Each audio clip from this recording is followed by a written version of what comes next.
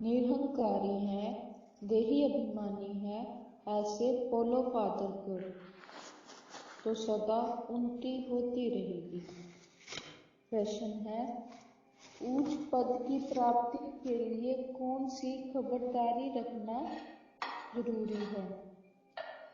ऊंच पद पाना है तो खबरदारी रखो कि मनसा से भी किसी को मेरे द्वारा दुख न हो, किसी भी परिस्थिति में क्रोध न आए, बाप का बनकर बाप के कार्य में इस रुद्र यज्ञ में विघ्न रूप न बने। अगर कोई मुख से बाबा बाबा कहे और चलन रोयल न हो तो उच्च पद नहीं मिल सकता। धारणा के लिए मुख्य सार, बोलने चलने में बहुत रॉयल बनना है, मुख से सदैव रतन निकालने हैं, बाप समान बनाने की सेवा करनी है, किसी की दिल को रंज नहीं करना है। दूसरा, क्रोध पर बड़ी खबरदारी रखनी है, मुखड़ा सदैव देवताओं जैसा हर्षित रखना है, सव्य को ज्ञान योग बल से देवता बनाना है। वरदान, सदा पश्चाताप से परे प्राप्ति स्वरूप स्थिति का अनुभव करने वाले सद बुद्धिवान भव। सदा पश्चाताप से परे प्राप्ति स्वरूप स्थिति का अनुभव करने वाले सद्बुद्धिवान भव। जो बच्चे बाप को अपने जीवन की नैया देकर मैंपन को मिटा देते हैं, श्रीमत में मनमत मिक्स नहीं करते, वह सदा पश्चाताप से परे प्राप्ति स्वरूप स्थिति का अनुभव करते हैं। उन्हें ही सदैव सद्बुद्धिवान कहा जाता है। ऐसे सद्बुद्धि वाले तूफानों को तोहफा समझ, स्वभाव संसार की टक्कर को आगे बढ़ने का आधार समझ, सदा बाप को साथी बनाते हुए साक्षी को हर पाठ देखते सदा हर्षित होकर चलते हैं। स्लोगन, जो सुखदाता बाप के सुखदायी बच्चे हैं, उनके पास दुख की लहर आ नहीं सकती। जो सुखदाता बाप के सुखदायी बच्चे हैं, उनके पास की लहर आ नहीं सकती। ओम शांति। बच्चे अच्छी तरह से जानते हैं कि बाप से वर्षा पाना है जरूर। कैसे? श्रीमत पर बाप ने समझाया है। एक ही गीता शास्त्र है जिसमें श्रीमत भगवानुवाच है। भगवान तो सबका बाप है, श्रीमत भगवानुवाच तो जरूर भगवान ने आकर श्रेष्ठ बनाया होगा, तब तो उसकी महिमा है। श्रीमद भगवान गीता अर्थात श्रीमद भगवानुवाच, भगवान तो जरूर ऊंचते ऊंच ठहरा। श्रीमत भी ऊंच ही एक शास्त्र में गाई हुई है और कोई शास्त्र में श्रीमद भगवानुवाच नहीं है। श्रीमत किसी की होनी चाहिए, वह लिखने वाले भी समझ न सके उसमें भूल क्यों हुई है, वह भी बाप आकर समझाते हैं। रावण राज्य शुरू होने से ही रावण राज्य मत पर चलना पड़े हैं। पहले कड़े ते कड़ा भूल इन रावण मत वालों ने की है। रावण की चमाट लगती है। जैसे कहा जाता है शंकर प्रेरक है, बामस आदि बनाए हैं, जैसे 5 विकारों रूपी रावण प्रेरक है मनुष्य को पतित बनाने का। तब तो पुकारते हैं पतित पावन आओ, तो पतित पावन एक ही ठहरा ना। इससे सिद्ध है कि पतित बनाने वाला और है, पावन बनाने वाला और है, दोनों एक ही हो नहीं सकते। यह बातें तुम ही समझते हो नंबरवार पुरुषार्थ अनुसार। ऐसे मत समझना कि सभी को निश्चय है, नंबरवार है। जितना निश्चय है उतनी खुशी बढ़ती है। बाप की श्रीमत पर चलना होता है। श्रीमत पर हमको यह सब राज्य पद पाना है। मनुष्य से देवता बनने में देरी नहीं लगती है। तुम पुरुषार्थ करते हो, मम्मा बाबा को फॉलो करते हो, जैसे वह आप सम्मान बनाने की सर्विस कर रहे हैं। तुम भी समझते हो हम क्या सर्विस कर रहे हैं और मम्मा पापा क्या सर्विस कर रहे हैं। बाबा ने समझाया था कि शिव बाबा और ब्रह्मा दादा दोनों इकट्ठे हैं, तो समझना चाहिए कि सबसे नजदीक हैं। इसका ही संपूर्ण रूप सूक्ष्मतम में देखते हैं तो जरूर यह तीखा होगा, परंतु जैसे बाप निरहंकारी है, देही अभिमानी है, वैसे यह दादा भी निरहंकारी है। कहते हैं कि शिव बाबा ही समझाते रहते हैं। जब मुरली चलती है तो बाबा खुद कहते हैं कि समझो कि शिव बाबा इन द्वारा सुना रहे हैं। यह ब्रह्मा भी जरूर सुनता होगा। यह न सुने और न सुनाए तो उच्च पद कैसे पाए, परंतु अपना देह अभिमान छोड़ कहते हैं। ऐसे समझो कि शिव बाबा ही सुनाते हैं, हम पुरुषार्थ करते रहते हैं। शिव बाबा ही समझाते हैं। इसने तो पतित पास किया हुआ है। मम्मा तो कुमारी थी तो मम्मा ऊंच चली गई। तुम भी कुमारियां मम्मा को फॉलो करो। गृहस्थियों को बाबा को फॉलो करना चाहिए। हर एक को समझना है कि मैं पतित हूँ, मुझे पावन बनना है। मुख्य बात बाप ने याद की यात्रा की सिखलाई है। इसमें देह अभिमान नहीं निकलना चाहिए। अच्छा, कोई मुरली नहीं सुना सकते तो याद की यात्रा पर रहो। यात्रा पर रहते मुरली चला सकते हैं, परंतु यात्रा भूल जाते हैं तो भी हर्जा नहीं। मुरली चलाकर फिर यात्रा पर लग जाओ, क्योंकि वह वाणी से परे वाणी की अवस्था है। मूल बात है देही अभिमानी को बाप को याद करते रहो और चक्र को याद करते रहो। किसी को दुख न दे, यही समझाते रहे। बाप को याद करो, यह है यात्रा। मनुष्य जब मरते हैं तो कहते हैं स्वर्ग पधारा। अज्ञान काल में कोई स्वर्ग को याद नहीं करते हैं। स्वर्ग को याद करना माना यहाँ से मरना। ऐसे तो याद नहीं करते। अभी तुम बच्चे जानते हो हमको वापिस घर जाना है। बाप कहते हैं जितना तुम याद करेंगे उतना खुशी का पारा चढ़ेगा, वर्षा याद रहेगा। जितना बाप को याद करेंगे उतना हर्षित भी रहेंगे। बाप को याद न करने से मूंझते, गुटखा खाते रहते हैं। तुम इतना समय याद कर नहीं सकते। बाबा ने आशिक माशूक का मिसाल बताया है। वह भल धंधा करते हैं और वह भल चरखा चलाती रहती हैं, तो भी उसके सामने माशूक आकर खड़ा हो जाता। आशिक माशूक को याद करते, माशूक फिर आशिक को याद करते हैं। यहाँ तो सिर्फ तुमको एक बाप को याद करना है। बाप को तो तुम्हारी याद नहीं करना है। बाप सबका माशूक है। तुम बच्चे लिखते हो कि बाबा आप हमको याद करते हो। अरे जो सबका माशूक है, फिर तुम आशिकों को याद कैसे कर सकेंगे?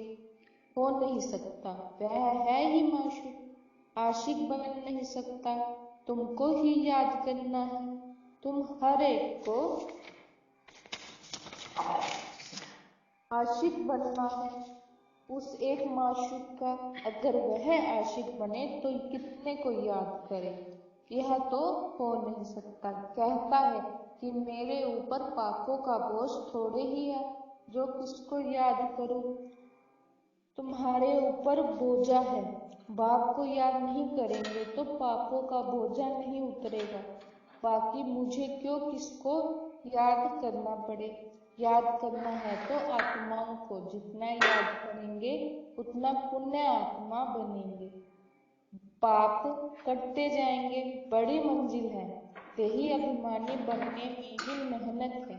यह नॉलेज सारी तुमको मिल रही है। तुम त्रिकालदर्शी बने हो। नंबरवार पुरुषार्थ अनुसार सारा चक्कर तुम्हारी बुद्धि में रहना चाहिए। बाप समझाते हैं, तुम लाइट हाउस हो ना, हर एक को रास्ता बताते वाले हो, शांति धाम और सुख धाम का। यह सब नई बातें तुम जानते हो कि बरोबर हम आत्माएं शांति धाम के रहवासी हैं। यहाँ पाठ बजाने आते हैं, हम एक्टर हैं। यही चिंतन बुद्धि में चलता रहे तो मस्ती चढ़ जाए। बाप ने समझाया है, आदि से लेकर अंत तक तुम्हारा पाठ है। अभी कर्मातीत अवस्था में जरूर जाना है, फिर गोल्डन एज में आना है। इस धुन में रहते अपना कल्याण करना है। सिर्फ पंडित नहीं बनना है, दूसरे को सिखलाते रहेंगे, खुद उस अवस्था में नहीं रहेंगे तो असर नहीं पड़ेगा। अपने भी पुरुषार्थ करना है। बाप भी बताते हैं कि हम भी याद करने की कोशिश करता हूँ। कभी माया का तूफान ऐसा आता है जो बुद्धि का योग तोड़ देता है। बच्चे चाट भेज देते हैं, वंडर खाता है कि यह तो हमसे तीखे जाते हैं। शायद वेग आता है तो चाट लिखने में लग जाते हैं, परंतु ऐसी अगर तीखी तोड़ी पहने तो नंबर 1 में चले जाएं, परंतु नहीं, यह सिर्फ चाट लिखने तक है। ऐसे नहीं लिखते कि बाबा इतनों को आप सम्मान बनाएं और वह भी लिखे, बाबा हमको इसने यह रास्ता बताया है। ऐसा समाचार नहीं आता है तो बाबा क्या समझाएंगे। सिर्फ चाट भेजने से काम नहीं चलता। आप सम्मान भी बनना है, रूप और बसंत दोनों बनना है, नहीं तो बाप समान नहीं ठहरे।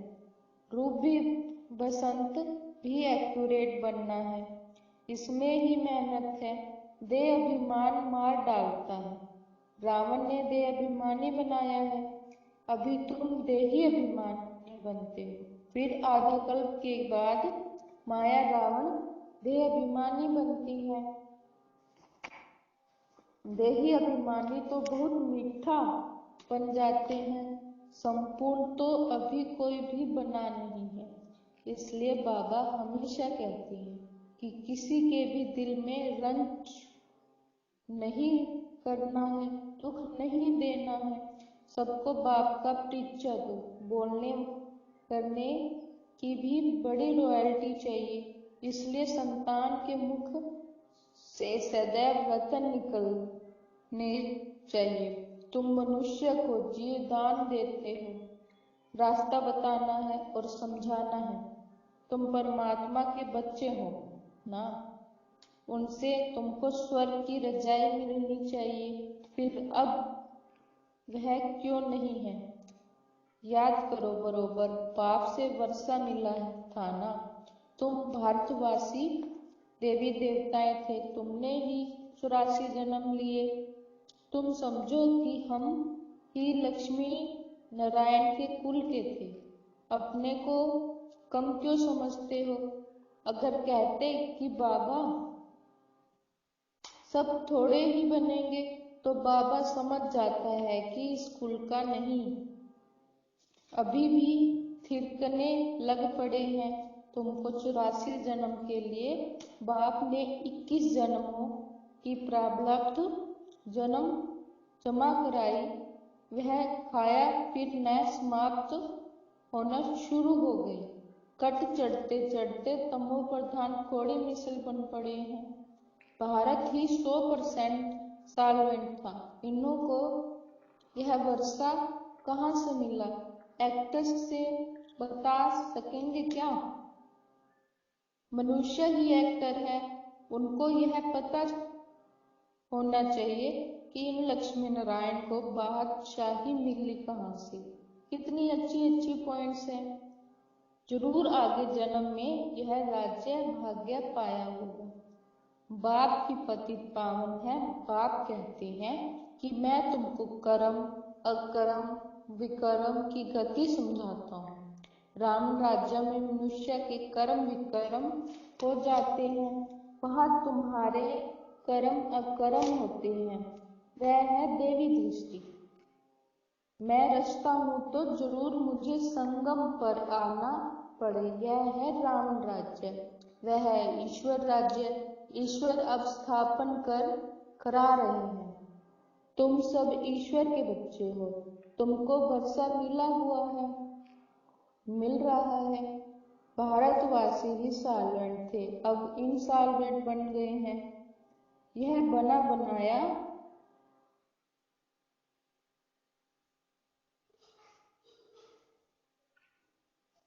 ड्रामा है, इसमें फर्क नहीं हो सकता। सबका झाड़ अपना अपना है, वैरायटी झाड़ है ना। देवता धर्म वाले ही फिर देवता धर्म में आएंगे। क्रिश्चियन धर्म वाले ही धर्म में खुश हैं, औरों को भी अपने धर्म में खींच लिया है। भारतवासी अपने धर्म को भूलने के कारण वह धर्म अच्छा समझ चले गए हैं। विलायत में नौकरी के लिए कितने जाते हैं, क्योंकि वहाँ कमाई बहुत है। ड्रामा बड़ा वंडरफुल बना हुआ है। इसको समझने की अच्छी बुद्धि चाहिए। विचार सागर मंथन करने से सब कुछ समझ में आ जाता है। यह बना बनाया अनादि ड्रामा है। तो तुम बच्चों को आप सम्मान सदा सुखी बनाना है। यह तुम्हारा धंधा है। पतितों से पावन बनाना है। जैसे बाप का धंधा वैसा तुम्हारा मुखड़ा सदैव देवताओं जैसा हर्षित होना चाहिए। खुशी में तुम जानते हो हम विश्व के मालिक बनते हैं। तुम हो लवली चिल्ड्रन। क्रोध पर बड़ी खबरदारी रखनी है। बाप आए हैं बच्चों को सुख का वर्षा देने। स्वर्ग का रास्ता सबको बताना है। बाप सुख करता दुख हरता है, तो तुमको भी सुख करता बनना है। किसको दुख नहीं देना है। दुख देंगे तो तुम्हारी सजा 100 गुना बढ़ जाएगी। कोई भी सजा से बच नहीं सकता। बच्चों के लिए तो खास ट्यूबियन बैठती है। बाप कहते हैं तुम विघ्न डालने तो बहुत सजा खाएंगे। कल कल्पांतर तुम साक्षात्कार करेंगे, फिर फलाने यह बनेंगे। आगे जब देखते थे कि तो बाबा मना करते थे कि ना सुनाओ। अंत में तो एक्यूरेट मालूम पड़ता जाएगा। आगे चलकर जोर से साक्षात्कार होंगे। वृद्धि तो होती जाएगी। आबू तक क्यों लग जाएंगे। बाबा से कोई भी मिल नहीं सकेंगे। कहेंगे ओ प्रभु तेरी लीला। यह भी गाया हुआ है ना। विद्वान पंडित आदि भी पीछे आएंगे, उन्हों से सिंहासन भी हिलेंगे। तुम बच्चे तो बहुत खुशी में रहेंगे। अच्छा, मीठे मीठे सिकिलते बच्चों प्रति माता पिता बाप दादा का याद प्यार।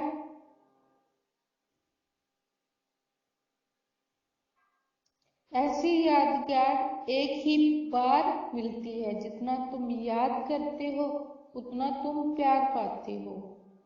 विक्रम विनाश होते हैं और धारणा भी होती है। बच्चों को खुशी का पारा चढ़ा रहना चाहिए। जो भी आए उनको रास्ता बताए। बेहद का वर्षा बेहद के बाप से पाना है, कम बात है क्या? ऐसे पुरुषार्थ करना चाहिए। अच्छा, मीठे मीठे शीतल हृदय बच्चों प्रति माता पिता बाप दादा का याद प्यार, गुड मॉर्निंग। रूहानी बाप की रूहानी बच्चों को नमस्ते। हम रूहानी बच्चों की रूहानी बाप दादा को याद प्यार, गुड मॉर्निंग और नमस्ते। ओम शांति। ओम शांति।